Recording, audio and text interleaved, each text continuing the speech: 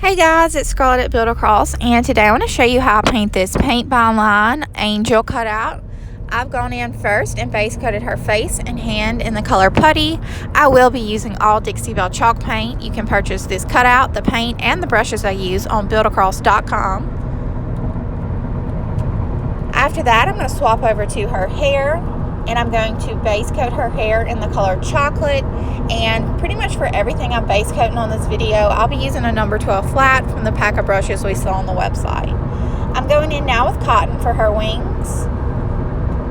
And cotton is Dixie Belle's whitest and brightest white. I also really love fluff. It's a little bit softer. And I am using sea glass for her outfit, one of my very favorite Dixie Belle colors.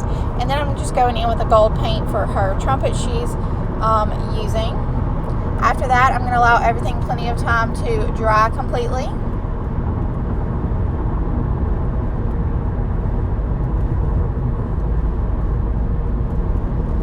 And now that everything's dry, I'm going in with my Sharpie brush stroke marker to outline everything.